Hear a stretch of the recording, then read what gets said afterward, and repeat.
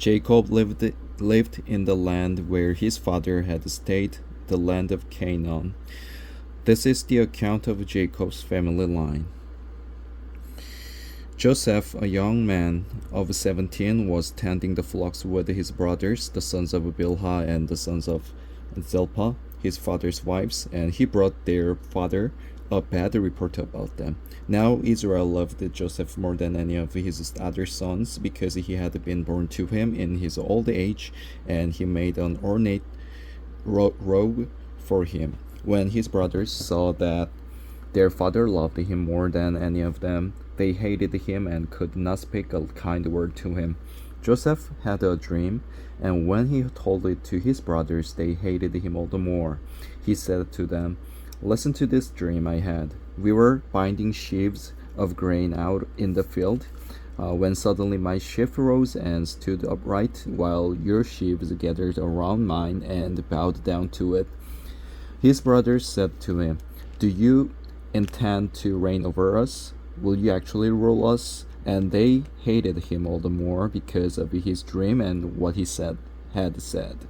Then he had another dream, and he told it to his brothers. "Listen," he said, "I had another dream, and this time the sun and moon and 11 stars were bowing down to me." When he told his father as well as his brothers, his father rebuked him and said, "What is this dream you had? Will your mother and I and your brothers actually come and bow down to the ground before you?" His brothers were jealous of him, but his father kept the matter in mind. Now his brothers had gone to graze their father's flocks near Shechem, and Israel said to Joseph, "As you know, your brothers are grazing the flocks near Shechem. Come, I'm going to send you to them." "Very well," he replied. So he said to him, "Go and see if all is well with your brothers and with the flocks, and bring word back to me." Then he sent him off from the valley of Hebron. When Joseph arrived at Shechem, a man found him wandering around in the fields and asked him, "What are you looking for?" He replied, "I'm looking for my brothers. Can you tell me where they are grazing their flocks?" "They have moved on from here." The man answered, "I heard them say, 'Let's go to Dothan.'" So Joseph went after his brothers and found them near Dothan. But they saw him in the distance, and before he reached them, they plotted to kill him. "Here comes that dreamer," they said to each other. "Come now, let's kill him and throw him into one of these cisterns, and say that a ferocious animal devoured him. Then we will see what comes of his dream." When Reuben heard this, he tried to rescue him from their hands. "Let's not take his life," he said. "Don't shed any blood. Throw him into the cistern here in the wilderness, but don't lay a hand on him." Reuben said this to rescue him from them and take him back to his father.